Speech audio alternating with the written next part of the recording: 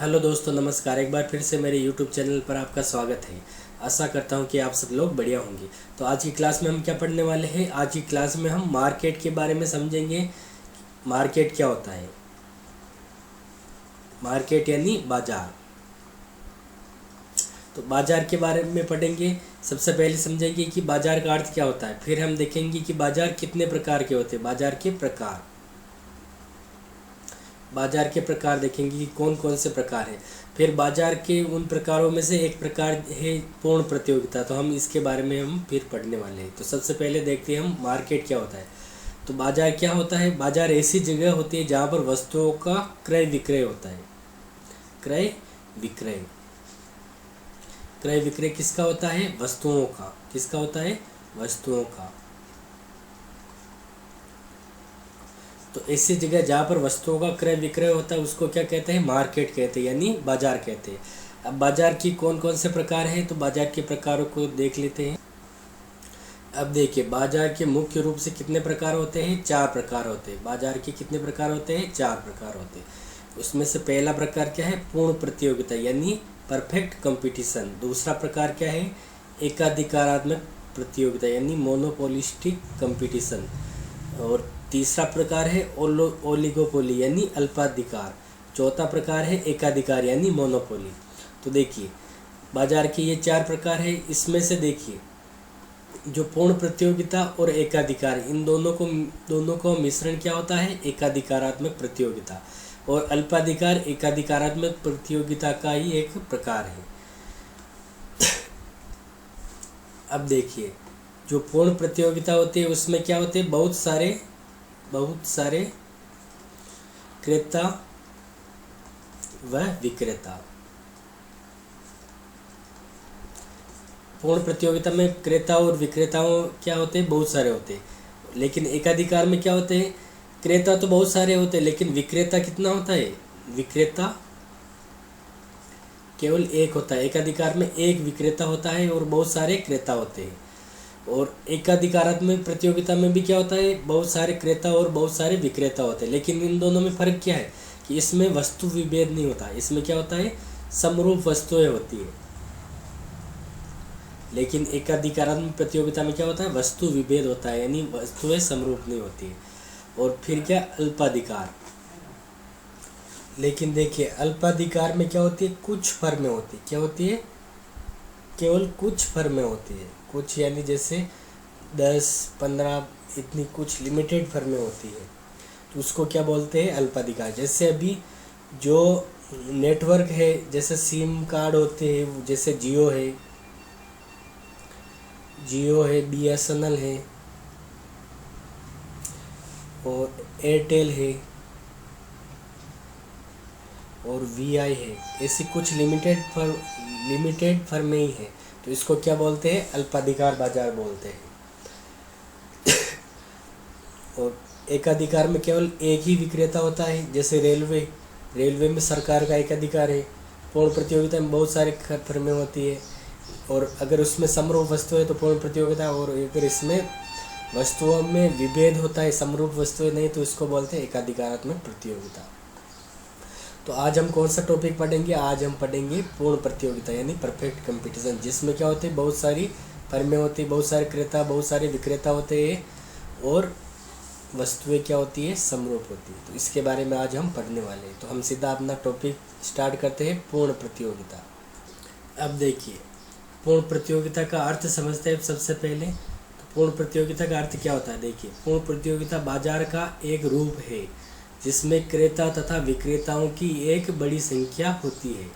पूर्ण प्रतियोगिता में क्या होता है? क्रेताओं तथा विक्रेताओं की बड़ी संख्या होती है जो क्या करते हैं?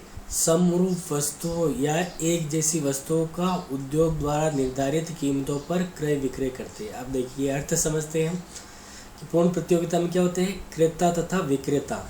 क्रेताओं तथा विक्रेताओं की क्या होती है? बड़ी संख्या होती है।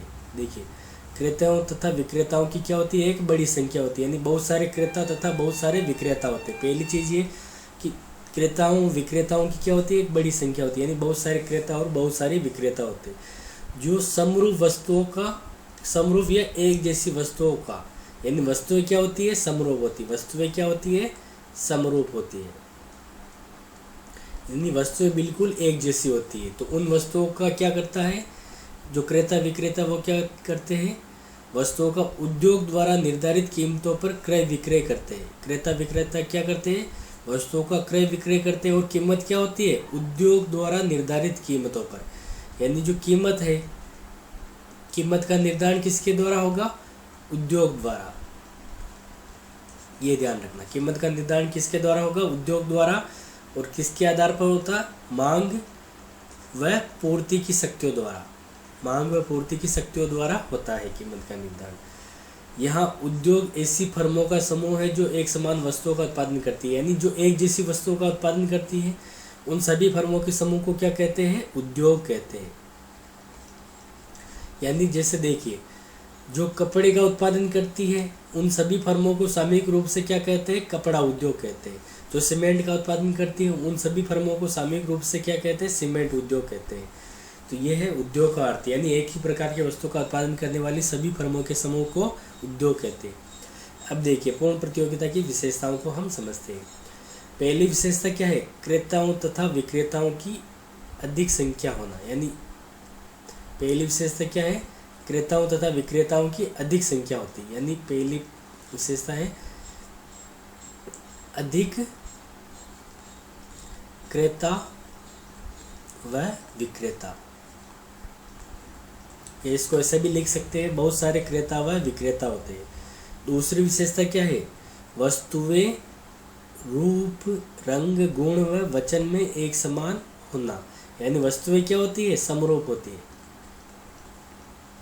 यानी जितनी भी फैक्ट्रियाँ, जैसे ए बी सी डी, ये अलग अलग फैक्ट्री है, तो सभी किसका उत्पादन कर रही है, जैसे माना कि ये भी कपड़े का उत्पादन कर रही है, ये भी कपड़ा, सारी फैक्ट्रियाँ कपड़े का उत्पादन कर रही है। तो चारों फैक्ट्रियों का कपड़ा है वो क्या है, बिल्कुल समान होगा। क्या होगा, समान, यानी बिल्कुल एक जैसा। यानी जितनी भी फैक्ट्रियाँ है सभी एक समान वस्तु का उत्पादन करेगी। इसका मतलब क्या है, वस्तु क्या है, रूप रंग गुण वचन में क्या होती है, एक समान। इसको बोलते हैं वस्तुएं समरूप होती है। तीसरा पॉइंट, तीसरी विशेषता क्या है, बाजार का पूर्ण ज्ञान होता है। जो क्रेता और विक्रेता, क्रेता और विक्रेता, इनको बाजार के बारे में क्या होती है, पूर्ण जानकारी, पूर्ण जानकारी होती है। इनको बाजार की पूर्ण जानकारी होती है, यानी क्या होती है, बाजार का पूर्ण ज्ञान होता है। चौथी विशेषता क्या है, चौथी विशेषता है फर्मों का स्वतंत्र प्रवेश तथा बहिर्गमन। चौथी विशेषता क्या है, फर्मों का स्वतंत्र प्रवेश व बहिर्गमन। यानी फर्में स्वतंत्र रूप से बाजार में आ भी सकती है और बाजार से जा भी सकती है। जैसे माना कि ये 4 फर्में हैं, तो कोई भी ई फर्म बाजार में आ भी सकती है कपड़े का उत्पादन करने, और जो उत्पादन कर रही है 4 फर्में, इनमें से कोई भी फर्म बाजार छोड़ के जा भी सकती है। यानी फर्में स्वतंत्र रूप से बाजार में आ भी सकती है और स्वतंत्र रूप से जा भी सकती है। अब देखिए अगली विशेषता, पांचवी विशेषता क्या है, उत्पादन के साधनों की पूर्ण गतिशीलता। उत्पादन के साधनों की पूर्ण गतिशीलता, यानी देखिए पांचवी विशेषता क्या है, उत्पादन के साधन, जैसे ए बाजार है और ये बी बाजार, तो कोई श्रमिक ए बाजार से बी बाजार में आ सकता है और कोई भी श्रमिक बी बाजार से ए बाजार में भी जा सकता है। यानी जो उत्पादन के साधन वो क्या है, पूर्ण रूप से गतिशील होते हैं। उत्पादन के साधन एक बाजार से दूसरे बाजार, एक जगह से दूसरी जगह आ जा सकते हैं, तो इसको बोलते हैं उत्पादन के साधन पूर्ण रूप से गतिशील होते हैं। छठी विशेषता है मूल्य नियंत्रण की अनुपस्थिति होती है। ये इम्पोर्टेंट पॉइंट है, ये समझते हैं। मूल्य नियंत्रण की अनुपस्थिति पाई जाती है। यानी देखिए क्रेता और विक्रेता क्या होते हैं, बहुत सारे विक्रेता, यानी बेचने वाले क्या होते हैं, बहुत सारे होते हैं। इसलिए उनका क्या होता है कि कोई भी एक विक्रेता कीमत को प्रभावित नहीं कर सकता। यानी जो विक्रेता होते हैं, विक्रेता क्या होते हैं, कीमत स्वीकारक होते हैं।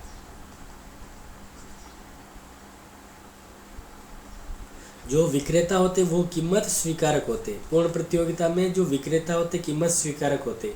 और कीमत का निर्धारण कैसे होगा, कीमत का निर्धारण होगा बाजार में। जो कीमत है कीमत का निर्धारण कैसे होता है? बाजार में, बाजार में मांग व पूर्ति की शक्ति द्वारा।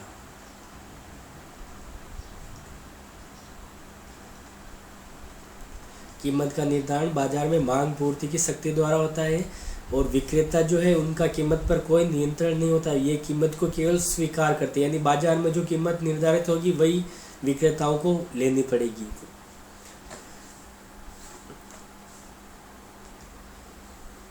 अब देखिए अगली विशेषता क्या है? औसत तथा सीमांत भाव समान होना। औसत तथा सीमांत भाव का क्या होना? समान होना, यानी औसत और सीमांत भाव क्या होते हैं? बराबर, यानी एवरेज रिवेन्यू, औसत आय और सीमांत आय यानी मार्जिनल रिवेन्यू। औसत आय और सीमांत आय ये क्या होते हैं? बराबर होते हैं। देखिए पूर्ण प्रतियोगिता में क्या होता है? एवरेज रिवेन्यू और मार्जिनल रिवेन्यू ये दोनों एक दूसरे के बराबर होते हैं और ये जो वक्र होता है ये अक्ष के समानांतर होता है। तो ये देखिए ये एक दूसरे के बराबर होते हैं पूर्ण प्रतियोगिता में, ये ध्यान रखना है। अब अगला पॉइंट क्या है? दीर्घकालीन स्थिति में एक मूल्य होना, यानी दीर्घकाल में क्या होता है? केवल एक ही मूल्य होता है, दीर्घकाल में केवल एक ही मूल्य होता है। अब देखिए अगली विशेषता क्या है? वस्तु विभेद नहीं, यानी पूर्ण प्रतियोगिता में क्या होता है? वस्तुएं समरूप होती है, यानी एक जैसी होती है। इसका मतलब क्या होता है? वस्तु विभेद नहीं पाया जाता है इसमें। वस्तुएं क्या होती है? समरूप, इसका मतलब वस्तु विभेद नहीं पाया जाता है इसमें। और कीमत विभेद नहीं, यानी इसमें पूर्ण प्रतियोगिता है और इसमें कीमत किसके द्वारा निर्धारित होती है? बाजार में मांग पूर्ति की शक्तियों द्वारा निर्धारित होती है, यानी इसमें कोई सभी जो विक्रेता है, जो बहुत सारे विक्रेता होते हैं वो सभी क्या होते हैं? कीमत स्वीकार, जो बाजार में कीमत निर्धारित होगी वही कीमत वो स्वीकार करेगी, यानी उन सभी की एक समान कीमत रहेगी। तो इसमें कीमत विभेद भी नहीं पाया जाता, न तो वस्तु विभेद होता है और न ही कीमत विभेद होता है। और इसमें 11वां पॉइंट है, 11वीं विशेषता है सामूहिक सौदेबाजी की अनुपस्थिति, यानी जो फैक्ट्रियाँ है वो आपस में सौदेबाजी नहीं कर सकती, इसमें सौदेबाजी की अनुपस्थिति पाई जाती है। तो ये थी पूर्ण प्रतियोगिता की विशेषताएं। अब आगे समझते हैं। अब देखिए पूर्ण प्रतियोगिता बाजार में संसाधनों का सर्वाधिक कुशल आवंटन होता है, क्योंकि पूर्ण प्रतियोगिता बाजार में फर्मों की औसत लागत न्यूनतम होती है। फर्मों की औसत लागत क्या होती है? न्यूनतम होती है। अब देखिए ये कैसे होता है, इसको हम समझते हैं। पूर्ण प्रतियोगिता बाजार में क्या होता है? फर्मों का कुशल आवंटन होता है। पूर्ण प्रतियोगिता बाजार में फर्मों का संसाधनों का सर्वाधिक कुशल आवंटन होता है। ये कैसे होता है ये देखते हैं। तो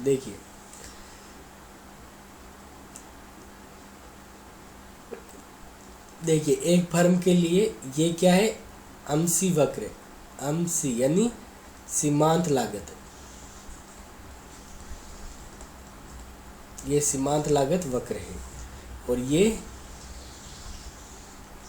एसी यानी औसत लागत,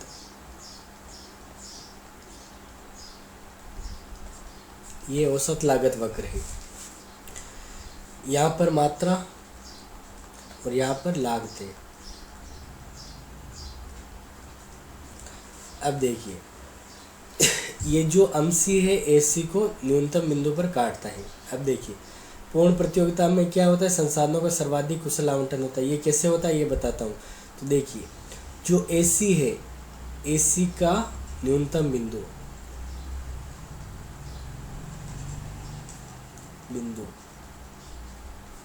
एसी के न्यूनतम बिंदु पर क्या होता है?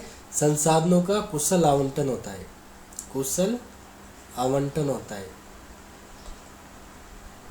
एसी के न्यूनतम बिंदु पर क्या होता है? संसाधनों का सर्वाधिक कुशल आवंटन होता है, क्योंकि इस बिंदु पर अतिरिक्त उत्पादन क्षमता क्या होती है? शून्य होती है। जो एसी है औसत लागत, इसके न्यूनतम बिंदु पर क्या होता है? संसाधनों का सर्वाधिक कुशल आवंटन होता है, क्योंकि अतिरिक्त उत्पादन क्षमता इस स्तर पर क्या होती है? शून्य होती है। तो देखिए पूर्ण प्रतियोगिता में फर्म क्या होती है? कहाँ संतुलन में होती है? परफेक्ट कंपटीशन, यानी पूर्ण प्रतियोगिता में फर्म एसी के न्यूनतम बिंदु पर संतुलन में होती है। इस वजह से पूर्ण प्रतियोगिता में क्या होता है, देखिए ये जो एसी का न्यूनतम बिंदु है, इसी पर फर्म क्या होती है, ये देखिए ये ए आर बराबर एम आर, तो ये संतुलन वाला बिंदु है। तो देखिए पूर्ण प्रतियोगिता में यहाँ पर देखिए एसी के न्यूनतम बिंदु पर संतुलन में है, इस वजह से कुशल आवंटन हो रहा है और अतिरिक्त उत्पादन क्षमता क्या है, शून्य, यानी अतिरिक्त उत्पादन क्षमता नहीं पाई जाती है। तो देखिए पूर्ण प्रतियोगिता में बाजार में संसाधनों का सर्वाधिक कुशल आवंटन होता है, क्योंकि पूर्ण प्रतियोगिता बाजार में फर्मों की औसत लागत न्यूनतम होती है, अतिरिक्त उत्पादन क्षमता का अभाव होता है। साधनों को उनकी सीमांत उत्पादकता के बराबर प्रतिफल प्राप्त होता है, और इसमें जो साधनों को देखिए यहाँ पर सीमांत उत्पादकता है के बराबर प्रतिफल प्राप्त होता है। जो उत्पादन के साधन है उनका प्रतिफल कितना होगा, उनकी सीमांत उत्पादकता के बराबर होगा। अब देखिए पूर्ण प्रतियोगिता में बाजार में कीमत उद्योग की मांग व पूर्ति की परस्पर क्रिया द्वारा निर्धारित होता है। पूर्ण प्रतियोगिता में क्या है, कीमत का निर्धारण कैसे होता है, बाजार में मांग व पूर्ति की शक्तियों द्वारा निर्धारित होता है। तो इसको हम समझते हैं। देखिए पूर्ण प्रतियोगिता में जो बाजार का जो मांग वक्र होता है, ये है बाजार का मांग वक्र, और ये है बाजार का पूर्ति वक्र। ये जो बाजार का पूर्ति वक्र है ये क्या दर्शाता है, ये सभी फर्मों की सामूहिक पूर्ति को दर्शाता है। ये क्या दर्शाता है, देखिए वापस समझाता हूँ मैं। ये जो पूर्ति वक्र है ये सभी फर्मों जैसे ए बी सी डी और भी जितनी फर्में, सभी फर्मों की जो कुल पूर्ति है उसको जोड़ने पर ये पूर्ति वक्र आता है, और ये बाजार का कुल मांग वक्र है। और ये दोनों आपस में जहाँ पर काटेंगे वहाँ पर देखिए इधर तो क्या होगी, कीमत का निर्धारण होगा, और ये मात्रा। तो ये तो इधर ये कीमत का निर्धारण बाजार में हो गया और इतनी मात्रा हो गई बाजार की कुल। अब देखिए और एक जो व्यक्तिगत फर्म है वो क्या है, यही कीमत स्वीकार करेगी। जैसे यहाँ पर 10 रुपये कीमत आ गई तो 10 रुपये कीमत प्रत्येक firm A B C D सारी फर्में 10 रुपये कीमत वसूल करेगी।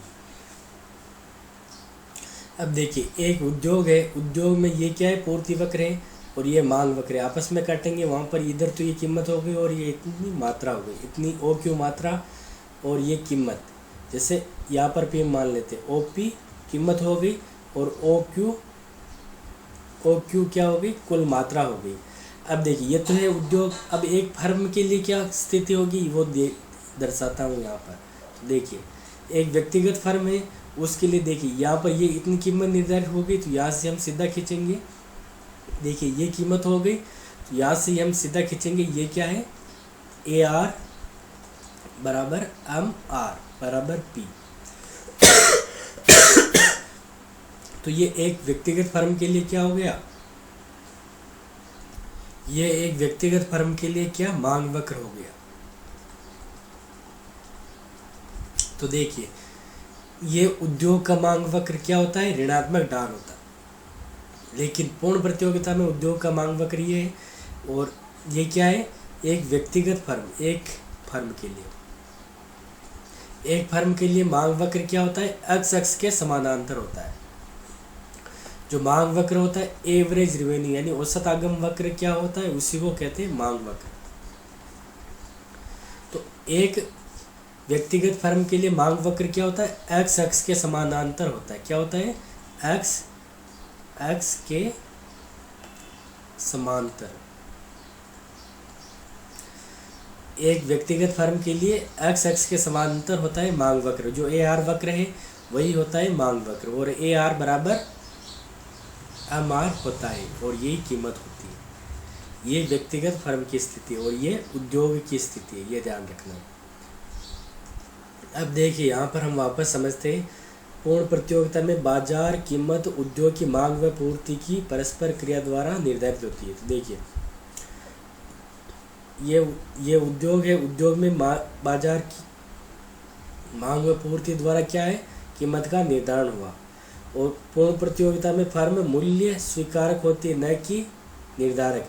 जो फर्म होती है वो क्या होती है, मूल्य स्वीकारक। हमने यहाँ पर फर्म का देखा था। जो फर्म है ये फर्म है, फर्म क्या है, यहाँ पर जो कीमत निर्धारित हुई वही कीमत ये वसूल करेगी, यानी फर्म क्या होगी, मूल्य स्वीकारक। फर्म क्या होगी, मूल्य स्वीकारक होगी। और पूर्ण प्रतियोगिता बाजार में एक व्यक्तिगत फर्म के लिए मांग वक्र का आकार क्या होगा, क्षैतिज अक्ष के समानांतर होता है। जो मांग वक्र है वो एक्स अक्ष के समानांतर होगा। ये मैंने यहाँ पर बताया इस चित्र में अभी जस्ट अभी आपको बताया। अब आगे चलते हैं। अब देखिए पूर्ण प्रतियोगिता में हम क्या समझते हैं, फर्म का संतुलन।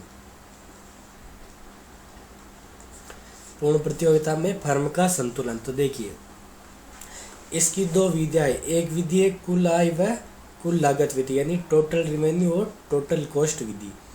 तो देखिए ये फर्म का क्या है, कुल लागत वक्र, और ये क्या है, कुल आगम वक्र, यानी टोटल रेवेन्यू कर्व है। तो यहाँ पर संतुलन की शर्त क्या है, कुल आय तथा कुल लागत का अंतर अधिकतम हो। एक तो क्या है TR माइनस TC, ये क्या हो, अधिकतम हो। और दूसरा क्या, कुल लागत वक्र कुल आय वक्र से नीचे हो। कुल लागत वक्र क्या हो, कुल आय वक्र से नीचे हो। अब देखिए, तो देखिए P से Q बिंदु, ये यहाँ पर P बिंदु, यहाँ पर Q बिंदु, यहाँ पर R दे देते। P से Q के बीच में क्या है, कुल लागत कुल आय से नीचे है। देखिए ये कुल लागत है जो कि क्या है, नीचे है, और ये कुल आय ऊपर है, और इनका अंतर अधिकतम यहाँ पर है। ये जो स्तर है OR, ये क्या है, ये संतुलन स्तर है। अगर लाभ वाली लाइन खींचनी है तो देखिए यहाँ पर क्या है, शून्य लाभ है, और यहाँ पर भी शून्य लाभ है। और इसके इधर देखिए लागत अधिक है, तो यहाँ पर हानि होगी। इसके इधर भी क्या है, ये लागत अधिक है, तो यहाँ पर भी क्या होगी, हानि। और इसके बीच में यहाँ पर देखिए ये लाभ है, ये लाभ वाला वक्र है, ये क्या हो गया, लाभ हो गया। तो ये क्या है, कुल आय व कुल लागत विधि द्वारा फर्म का संतुलन, जो कि इस लेवल पर है। अब देखते हैं हम सीमांत आय व सीमांत लागत विधि द्वारा। तो देखिए सीमांत आय व सीमांत लागत विधि द्वारा कितनी शर्तें हैं, फर्म के संतुलन की दो शर्तें। पहली शर्त क्या है, MC बराबर MR हो, यानी सीमांत लागत बराबर सीमांत आय हो। यह अनिवार्य शर्त है, इसे प्रथम कोटि की शर्त भी कहते हैं। देखिए पूर्ण प्रतियोगिता में देखिए ये होता है MR बराबर AR, ये वक्र ऐसे होते हैं। और जो MC वक्र है वो ऐसा होता है, ये है MC वक्र। अब देखिए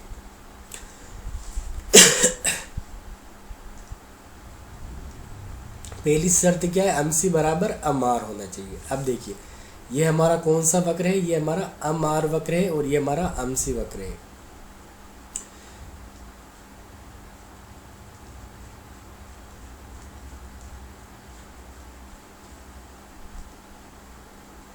तो देखिए हमारा MC वक्र और MR वक्र दोनों आपस में P व Q बिंदु पर कटते हैं। तो ये दोनों बिंदु पर संतुलन होना चाहिए पहली शर्त के अनुसार। तो यहाँ पर बराबर है MC बराबर MR, और यहाँ पर भी MC बराबर MR है।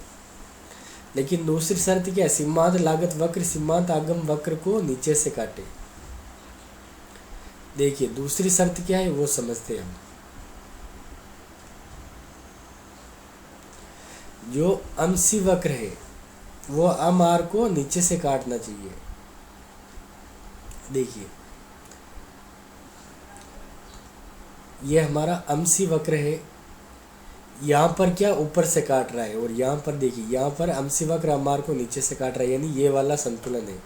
तो देखिए दूसरी शर्त यहाँ पर पूरी होगी तो ये Q बिंदु पर संतुलन होगा कि MC वक्र MR को नीचे से काटना चाहिए, नीचे से काटता हुआ जाना चाहिए। अब देखिए पूर्ण प्रतियोगिता में संतुलन की स्थितियों को हम समझते हैं। देखिए पूर्ण प्रतियोगिता में अल्पकाल में एक फर्म के संतुलन की 3 स्थितियाँ होती है, असामान्य लाभ, सामान्य लाभ और हानि। अब तीनों स्थितियों को देखते हैं हम।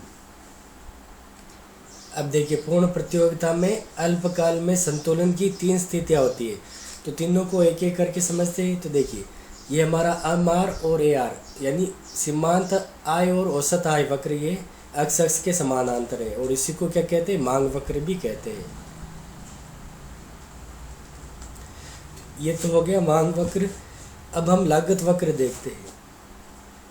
तो देखिए अल्पकाल में लागत वक्र 3 होते हैं, एक सीमांत लागत, औसत लागत और औसत परिवर्ती लागत वक्र। ये तीनों बनाकर हम संतुलन देखेंगे। तो देखिए पहले ये लागत वक्र देख लेते हैं। पूर्ण प्रतियोगिता में देखिए लागत वक्र क्या होता है, ये होता है सीमांत लागत वक्र। और ये औसत लागत वक्र, ये क्या है, औसत परिवर्ती लागत वक्र।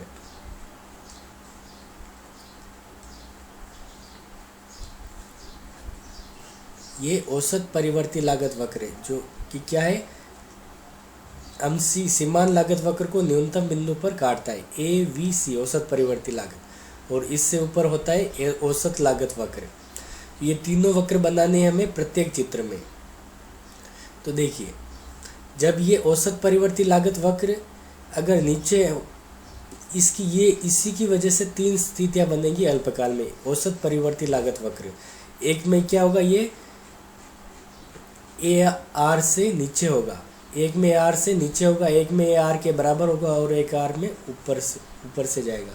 देखिए ये हमारा अंशी वक्र है, सीमांत लागत वक्र। इसमें भी ये हमारा अंशी वक्र है और इसमें भी ये हमारा अंशी वक्र है, सीमांत लागत वक्र है। अब देखिए पहला क्या है हमारा, ये हमारा है AVC यानी औसत परिवर्ती लागत वक्र, और ये हमारा AC यानी औसत लागत वक्र है। दूसरे में क्या है,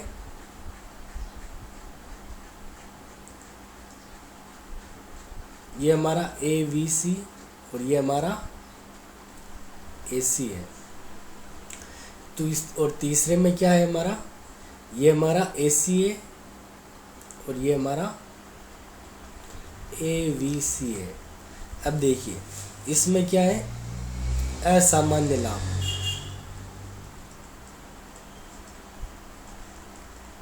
इसमें क्या मिलेगा, असामान्य लाभ मिलेगा पहली स्थिति में। क्योंकि देखिए असामान्य लाभ कैसे मिलेगा, तो देखिए हमारी एवरेज रिवेन्यू, देखिए ये हमारा संतुलन वाला बिंदु, इसमें ये भी इसमें यहाँ पर और इसमें यहाँ पर, जहाँ पर क्या है MR बराबर अंशी हो रहा है और अंशी MR को नीचे से काट रहा है, तो ये संतुलन वाले बिंदु है। अब देखिए यहाँ पर हमारी कुल आय इतनी है, ये हमारी कुल आय है, जबकि लागत क्या आ गई, हमारी परिवर्ती लागत ये वाली है, ये हमारी परिवर्ती लागत है। यानी यहाँ पर क्या मिल रहा है, असामान्य लाभ मिल रहा है, और ये हमारी सभी लागतें पूर्ण करने पर कुल जो नेट लाभ है वो ये मिल रहा है। और इसमें क्या है हमारा, ये लागत और आय बराबर है, ये देखिए औसत लागत क्या है, बराबर है, तो यहाँ पर क्या होगा, शून्य लाभ मिलेगा। और यहाँ पर क्या है, औसत लागत वक्र यहाँ से ऊपर से जा रहा है, यानी ये इतनी तो हमारी लागत है, ये इतनी हमारी क्या हो गई, इतनी हमारी लागत हो गई, जबकि हमारी आय केवल इतनी है। तो हमारी लागत इतनी ज़्यादा हो गई, ये इतनी क्या हो गई, हानि हो गई। ये 3 स्थितियाँ हैं। 3 स्थितियाँ वापस मैं एक ही चित्र में बनाता हूँ। देखिए यह हमारा MR बराबर ये AR और ये हमारा अंशी यानी सीमांत लागत वक्र। अब देखिए अगर हमारा AC वक्र नीचे से जाता है इस लाइन से, AR वाली लाइन से, तो इसमें क्या होगी, असामान्य लाभ पहली स्थिति होगी। अगर इसी बिंदु से टच होके जाएगा तो क्या होगा, सामान्य लाभ, और इससे ऊपर जाएगा ऐसी तो हानि होगी। ये 3 स्थितियाँ हैं। ये कौन सी स्थितियाँ, ये अल्पकाल की स्थितियाँ 3, ये ध्यान। अब देखिए यहाँ पर नोट करने वाली बात क्या है, फर्म का अल्पकालिक पूर्ति वक्र औसत परिवर्ती लागत वक्र से ऊपर सीमांत लागत वक्र का भाग होता है। यानी देखिए ये हमारा अंशी यानी सीमांत लागत वक्र है, ये AVC यानी औसत परिवर्ती लागत, और ये AC यानी औसत लागत। ये है हमारा औसत परिवर्ती लागत। तो देखिए औसत परिवर्ती लागत से ऊपर जो भी सीमांत लागत वाला भाग है वो क्या होगा, हमारा पूर्ति वक्र, ये अल्पकाल का। देखिए फर्म का अल्पकालिक पूर्ति वक्र औसत परिवर्ती लागत वक्र से ऊपर सीमांत लागत वक्र का भाग होता है। ये हमारा पूर्ति वक्र है अल्पकाल में। और अब हम दीर्घकाल की स्थिति को देखते हैं। तो देखिए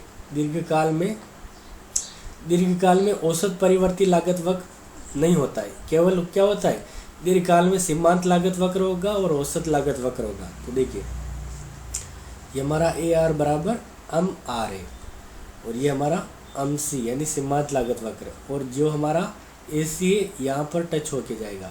यहाँ पर क्या होगा, शून्य लाभ होगा, शून्य लाभ, या इसको बोलते हैं सामान्य लाभ। दीर्घकाल में क्या मिलता है, केवल सामान्य लाभ मिलता है पूर्ण प्रतियोगिता में। तो देखिए दीर्घकाल में क्या है, AR, AR, P, MC, MR, ये देखिए सारे इसी बिंदु से जा रहे हैं। ये हमारा AR है, ये हमारा AR और MR और P तीनों तो ये बराबर है, ये वाली सीधी लाइन, और ये हमारा AC ये भी बराबर हो गया, यहाँ से जा रहा है, और ये हमारा MC भी यहाँ से जा रहा है। तो MC भी, AC और MC सारे क्या हो गए, बराबर हो गए। तो ये वाली शर्त पूरी हो रही। और पूर्ण प्रतियोगिता में जो AC से ऊपर का जो भाग है वो क्या होगा, पूर्ति वक्र। देखिए ये हमारा MC और ये हमारा AC, तो AC के ऊपर का जो भी भाग है वो क्या होगा, पूर्ण दीर्घकाल में पूर्ति वक्र होगा, ये ध्यान रखना। तो आज की क्लास में इतना ही, मिलते हैं अगली क्लास में जिसमें हम पढ़ेंगे मोनोपोली के बारे में। धन्यवाद।